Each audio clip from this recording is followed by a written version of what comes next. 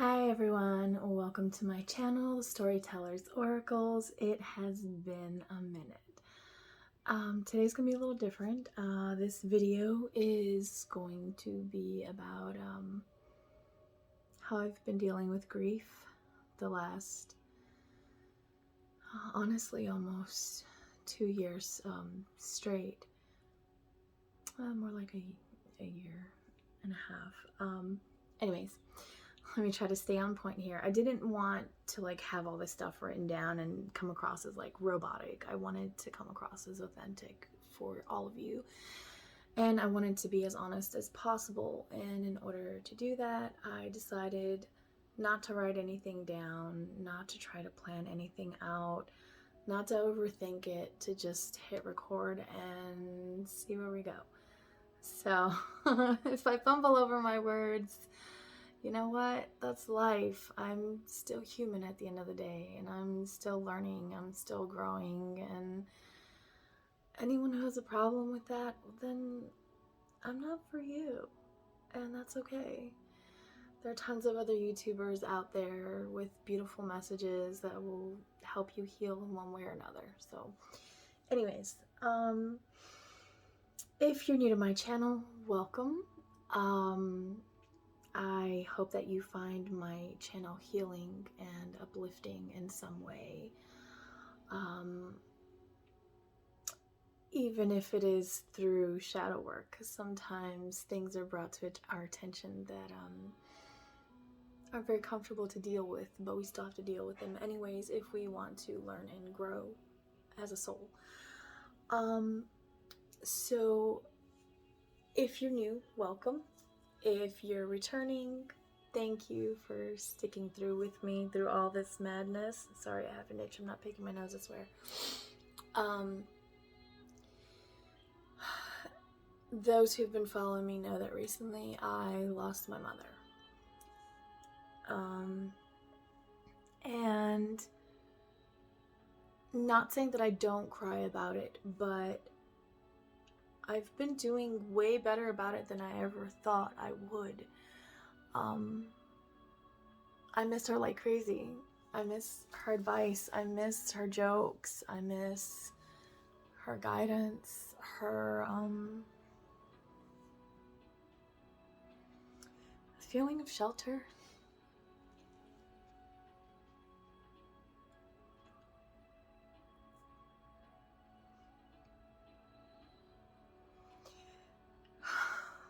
Okay. I'm gonna try and keep this calm so I can get through this whole video. Okay, like I said, not that I don't cry, I do, but it's usually when I think of things from a more selfish point of view, and that selfish point of view is me.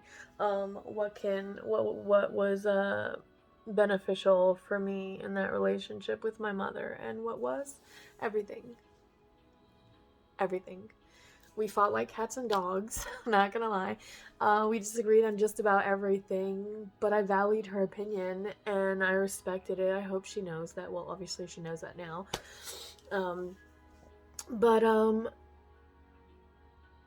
I don't think she understood when she was with us my way of expressing things, and I don't think that she realized that it doesn't mean that I don't love you and I don't value your opinion when I don't take your advice. It just means that I have a different path.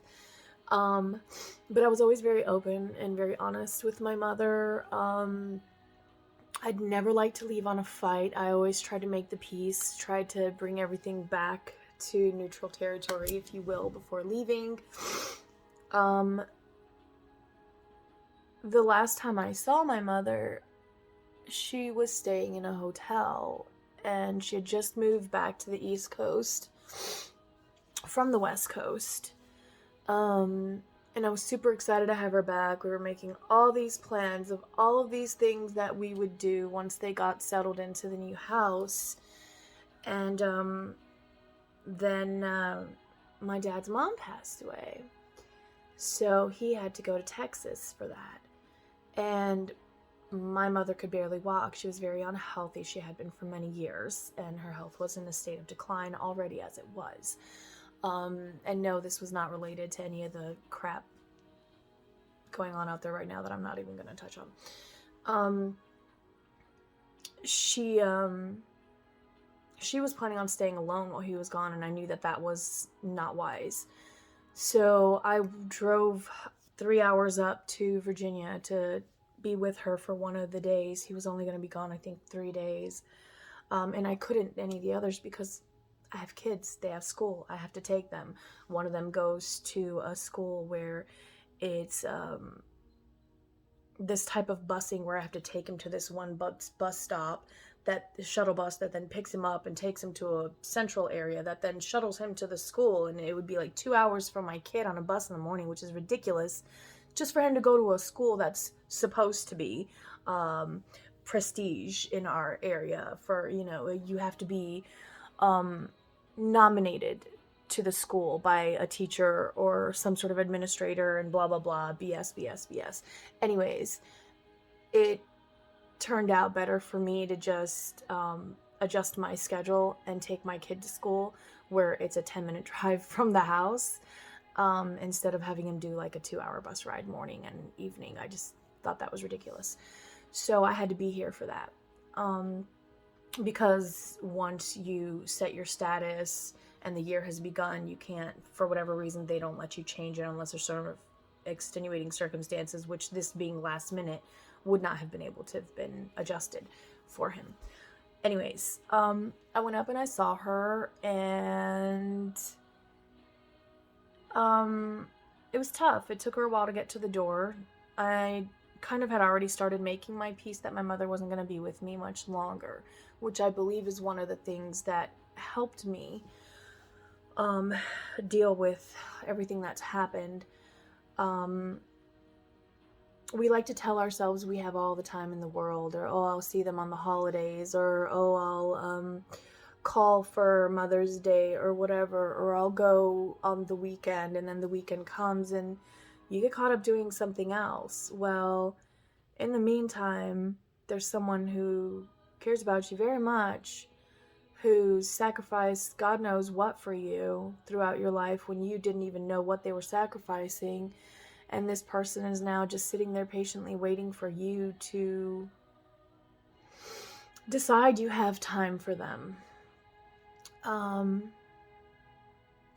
didn't like to do that with my mother, because I saw how sad she was that she didn't get to see her mother again before my grandmother passed away. And I never wanted to have to experience that same feeling, which is why when she was on the West Coast, I would still, like, we talked, I swear, like, at least twice a week, most weeks.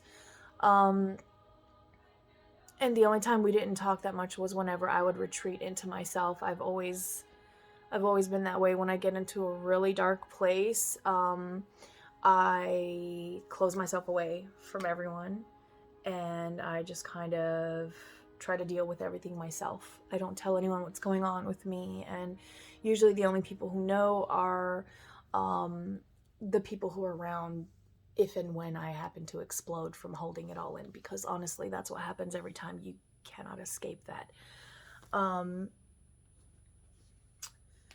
Other than that,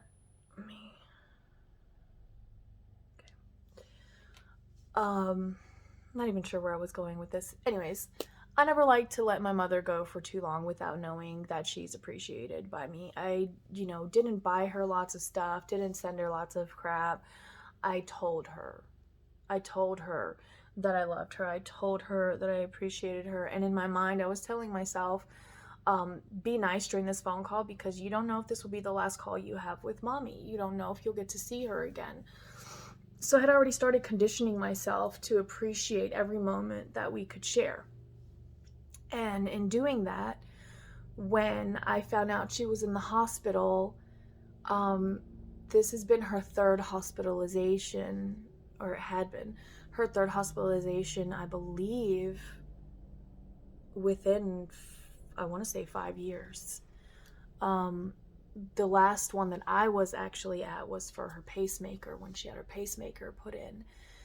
And that was really scary in and of itself. And I begged her then to please take care of herself.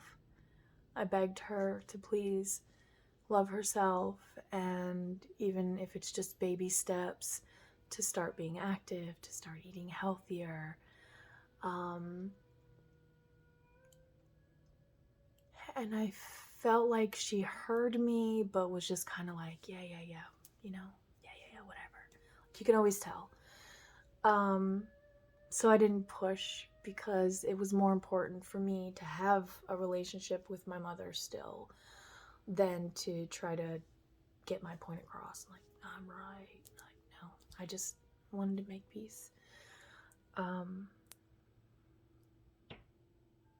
But that last day in the apartment, not the apartment, the hotel, where I went and saw her while my dad was on his way to bury his mother,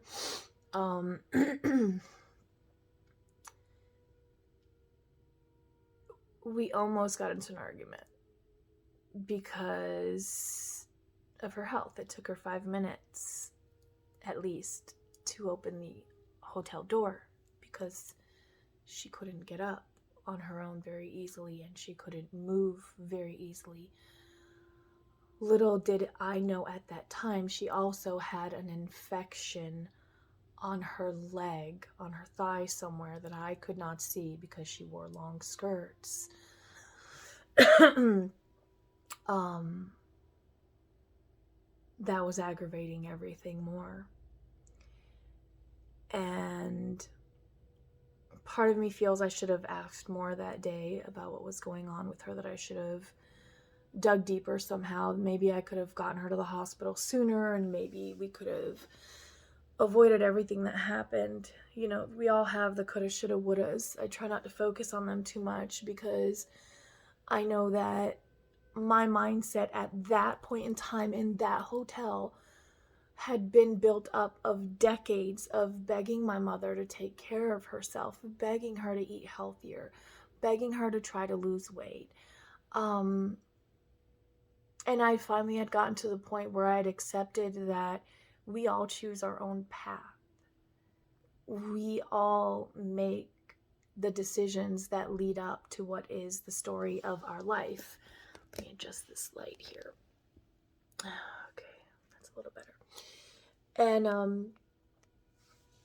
unfortunately, the story that was making up my mother's life was putting everyone else before her, neglecting her own health, neglecting her own needs, neglecting her own healing in general, period. She didn't like being honest with herself. And if you can't be honest with yourself, you can't face your demons, you can't heal. So I knew that.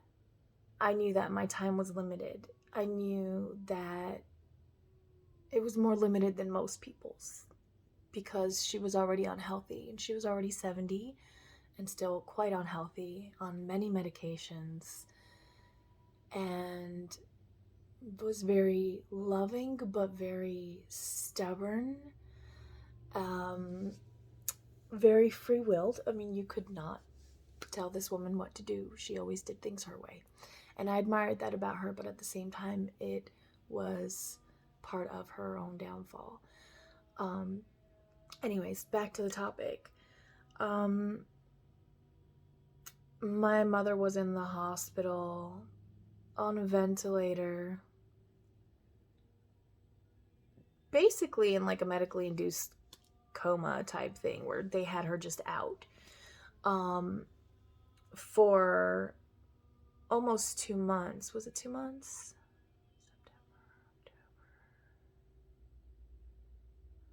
Yeah, it was almost 2 months. I cannot begin to explain to you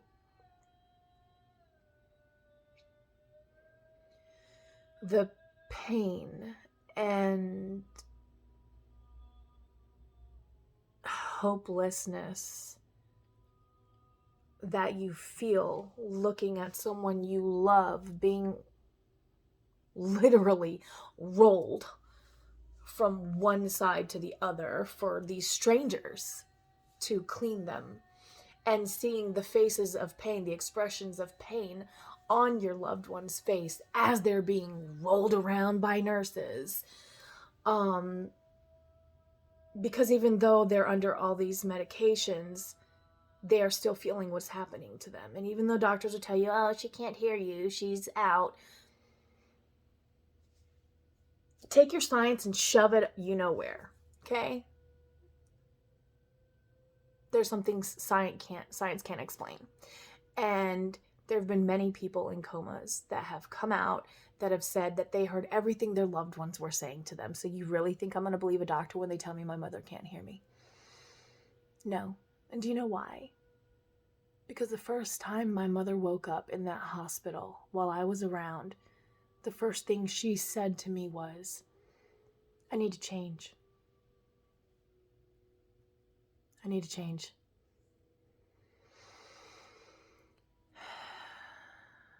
She knew.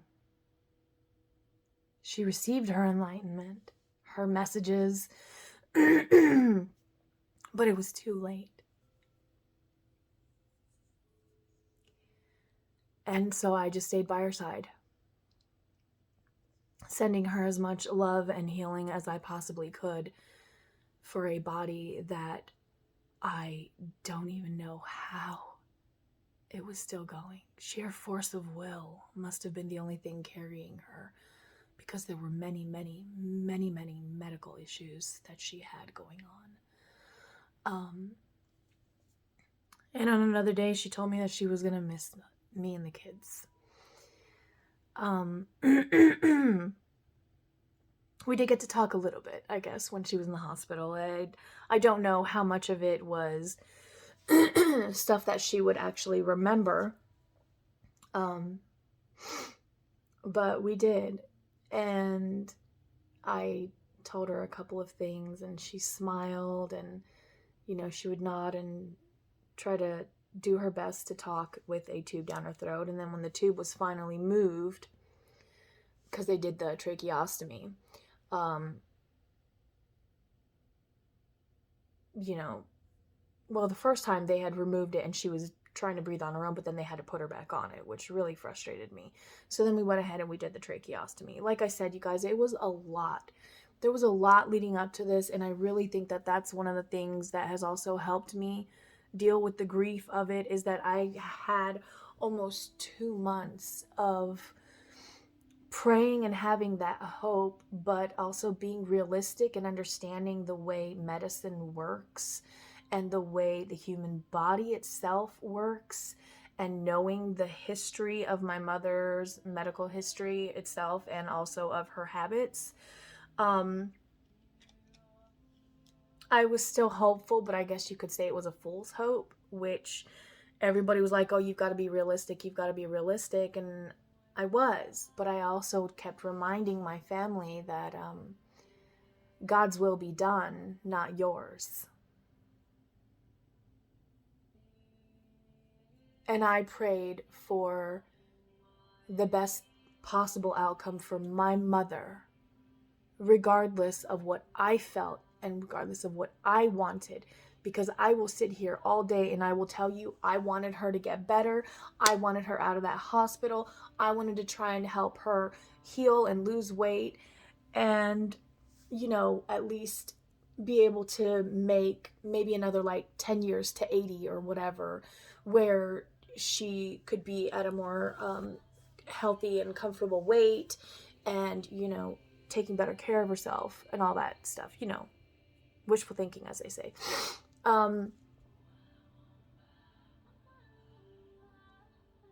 But I still, at the same time, I tried to keep that balance, because it's so important to stay balanced.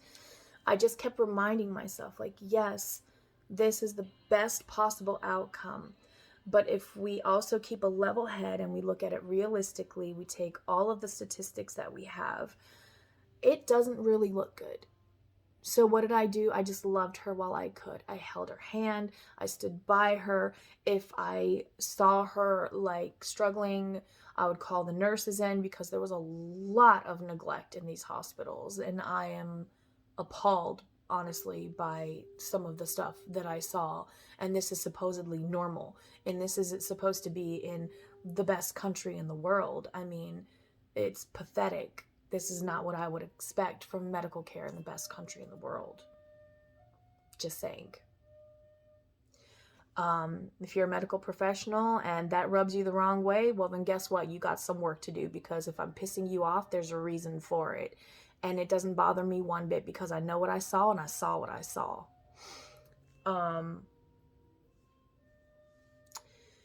So fast forward through these 2 months,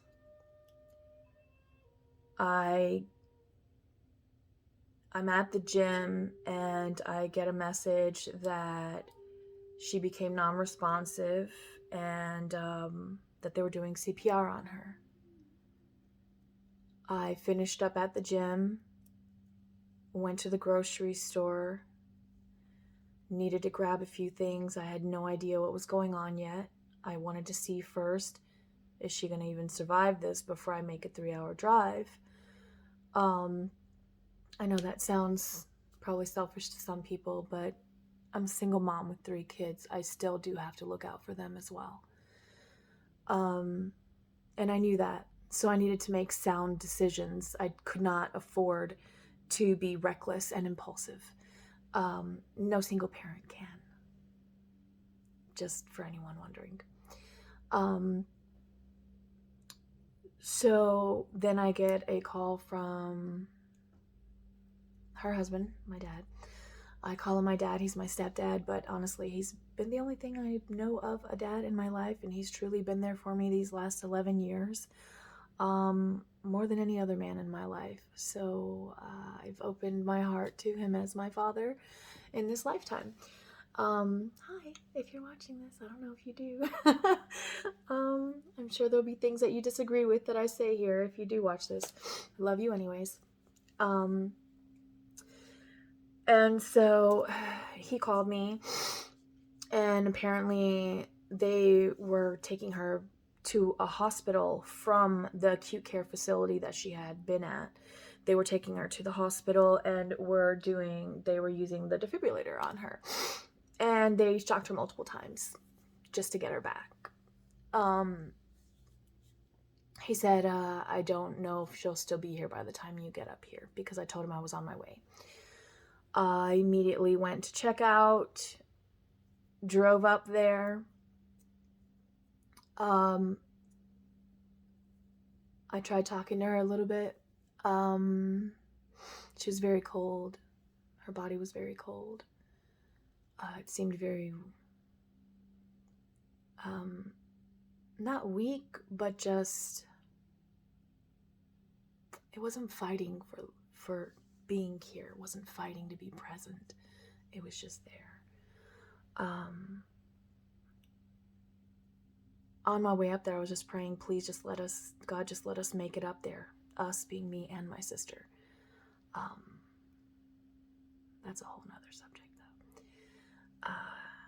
I knew that she needed more than me to make it there before my mother passed. So I prayed hard for that.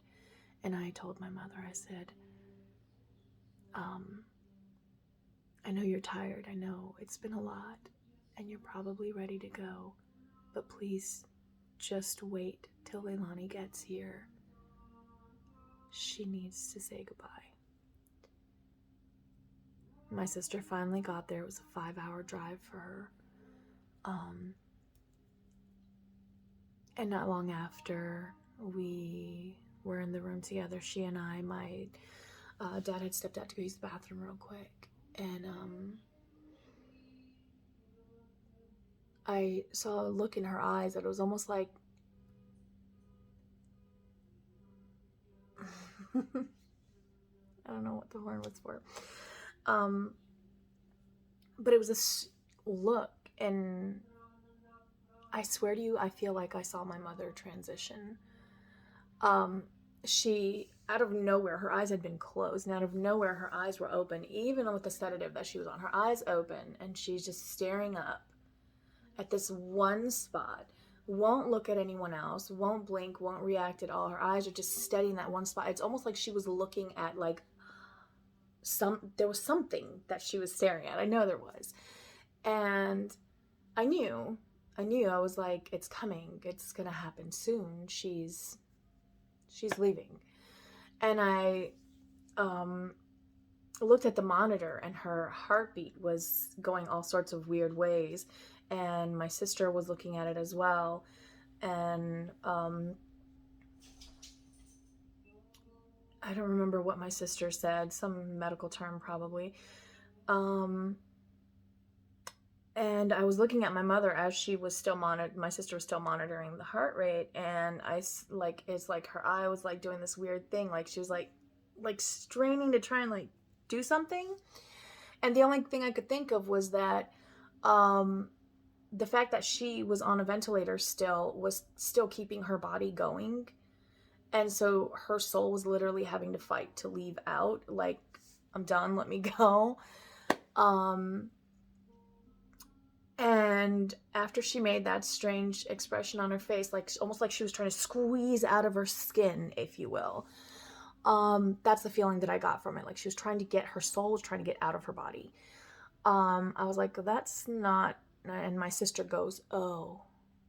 And I look up, the number 0 had just zeroed out as I looked up, and the line went flat. So we just watched our mother pass. And I didn't want to see that. It wasn't something I wanted to be present for, to be honest with you. I wanted to go see her, stay with her for a little bit, tell her I love her and all that, and say my goodbyes. But then I wanted to leave. I didn't want to be there when she left. I guess God had other plans for me, though. So I didn't cry then. I didn't really feel much of anything that night. I was just like, I guess that's it then? Is this what it feels like when someone's gone, like really gone? She's just gone, like her energy, the signature was completely gone. I didn't even want to look at her body. Like I kissed her forehead and I said, I love you, Mommy. Safe travels. Because I know death is not the end for any of us. It's only the beginning. It's our awakening back home to our spiritual form. And I believe that has helped me get through this grief as well, knowing that she's been hardcore giving me signs that she is with me, and I very firmly believe that she has become a part of my spirit team that daily guides me through this this crazy ass place we live.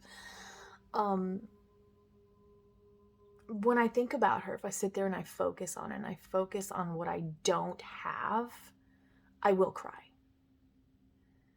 When I focus on everything this woman gave me, how she helped make me the fighter that I am now, she helped me be as resilient as I am, as faithful and loyal as I am. All of this came from my upbringing. There was negative, but there was also positive. There's always dark and light in everything. And all of the positive that I gained from this woman far outweighs my selfishness of wanting her to be around forever. I guess you could say it's time for me to grow up and be a big girl. I always had the shelter of my mother to fall back onto. If I couldn't make a decision for myself, I would call my mother and she'd help me through it. If I had been holding things in for too long and I was in a dark place, it's like she knew when I was getting to that point, and she would call me, or she would text me, or she would say, hey, I need you to call me. And then I would call her and she'd be like, well, I haven't heard from you. You know, what's going on? Is everything okay? Blah, blah, blah. And then we would start talking. She always knew the words to say to dig the right way to get me to talk.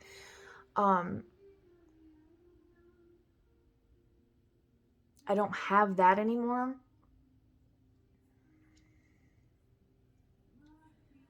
But I have so much more all of these lessons, even her death has taught me. I know that sounds crazy. Give me a second.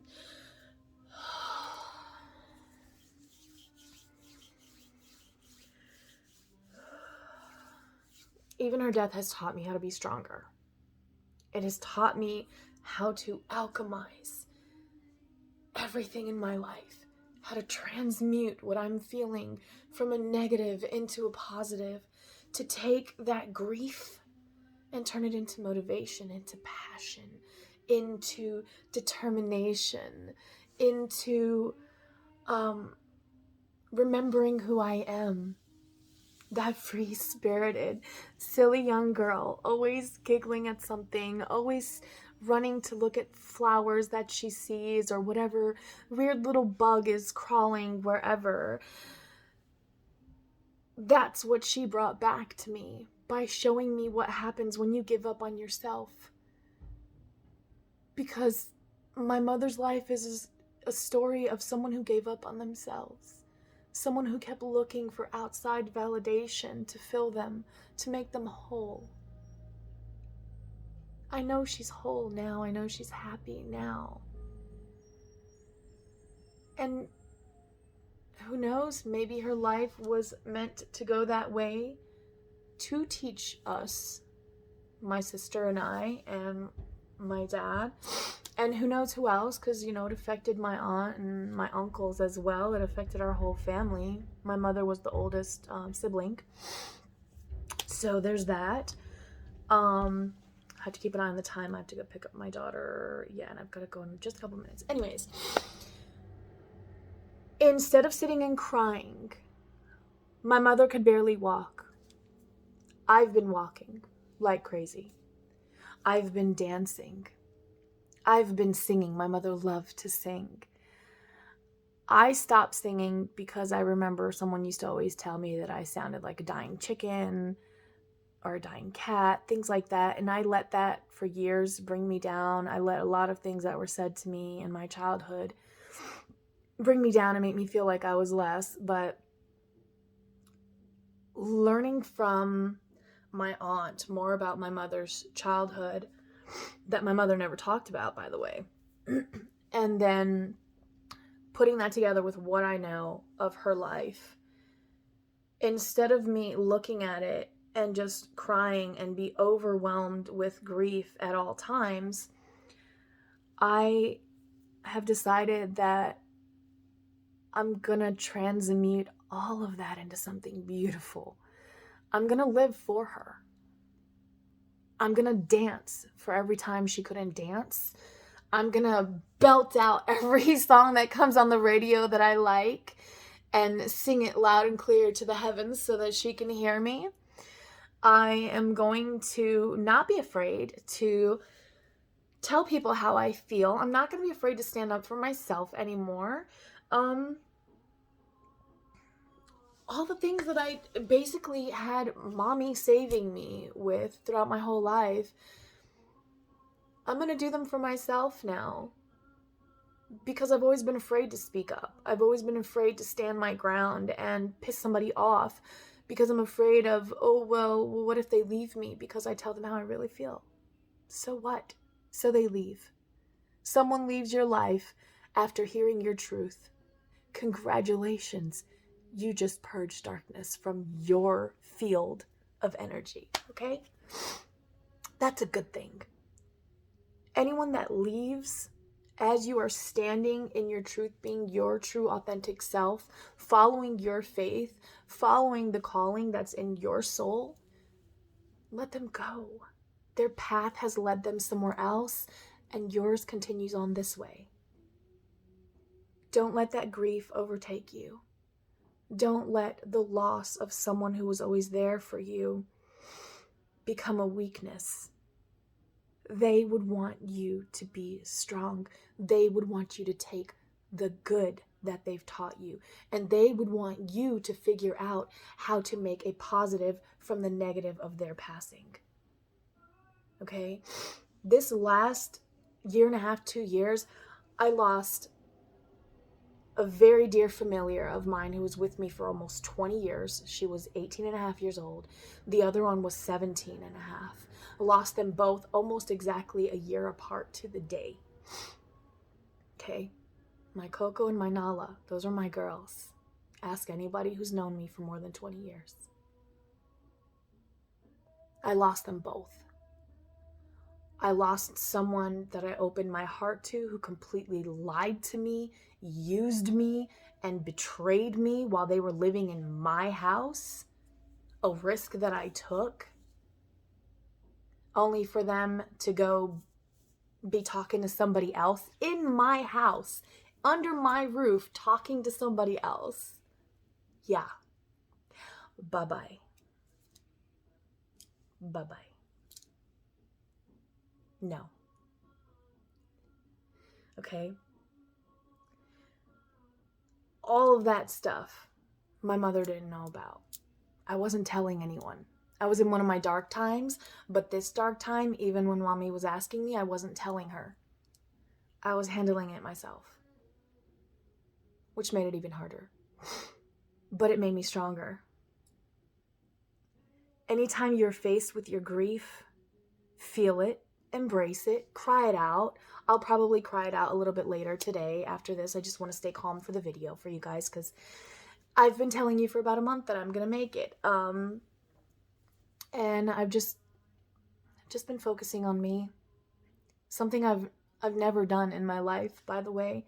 I've always focused on my friends, my kids, my ex-husband, my boyfriend at the time, whoever it was, my crush. I even found myself doing that as well with somebody that I liked. And then recently in a phone call, I realized this person was only using me for my channeling abilities. Constantly asking for advice. I want equal give and take in my life. And that's something that my mother taught me as well, because she gave so freely of herself, but she saved nothing for her. And that hurt her a lot in the long run.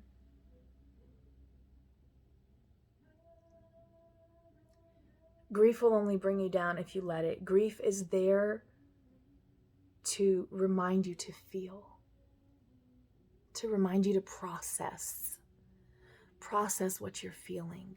Yes, you lost this person you love. Yes, it is a void that no one else can fill, but they're still with you. And if you open your heart and you quiet your mind, you'll be able to feel them again. You may even be able to hear or see them. I don't know what your gifts are, okay? But you have to surrender to that. Fully open your heart, fully trust that they're going to come to you with whatever message you need to hear. And don't be afraid of it. Don't be afraid of spirit. There's nothing to fear.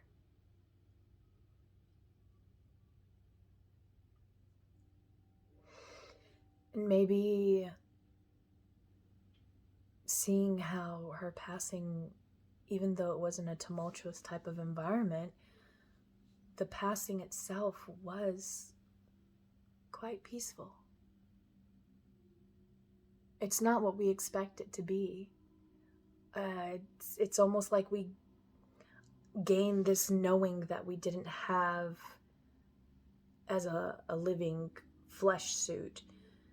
But the moment we are transitioning back fully into the spirit, that knowing merges back into us. And now we know. And so we stop fighting and we just flow and go because we know where we need to be. I hope that makes sense. Anyways, so yeah, dealing with grief, honestly, this is how I've been doing it. I've been taking each day at a time, dealing with things as they come, not trying to focus on too much at once, always having faith. And even in my weakest moments, I just ask for truth and clarity. I ask for my path to be made clear. I ask for the truth in the situation, and I ask to be guided to my purpose. And that's what gets me through everything. Because I ask, and then I silence my mind, and I silence myself to wait for God's answer. Try it. Let me know how that works for you.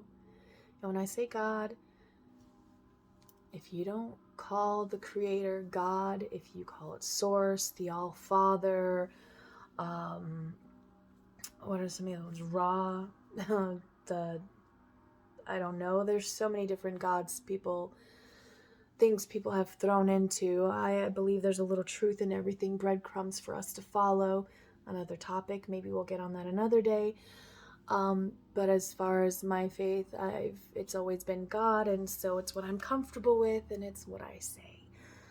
If it's different for you, by all means, my dear, fill in the blank with whatever sets and puts fuel on that fire in your heart. Stay strong in your faith.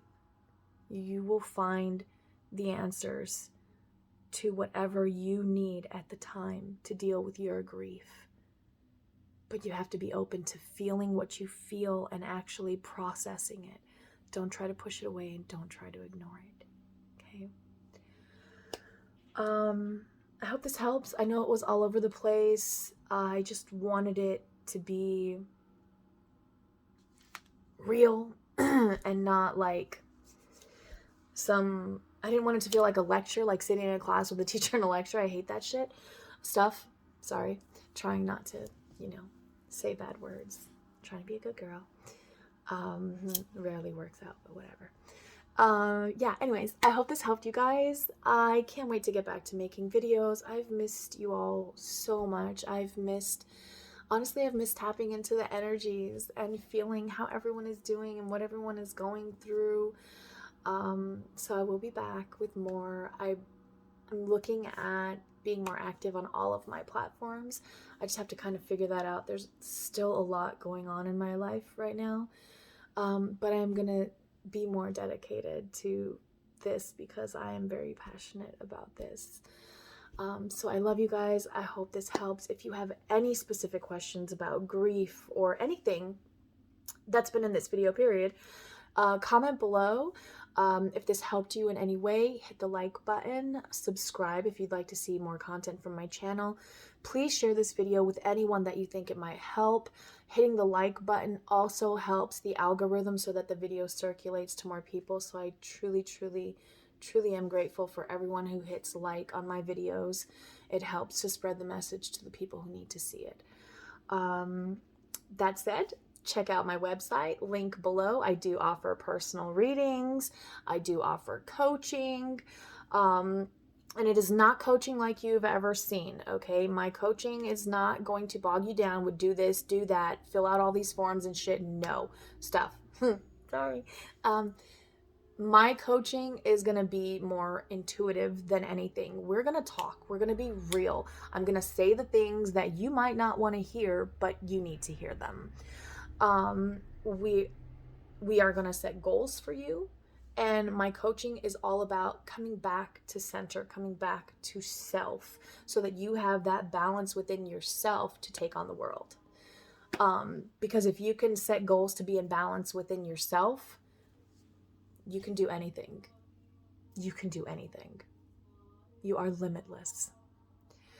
So check it out on my website, link below. I love you guys, and I will see you in the next video.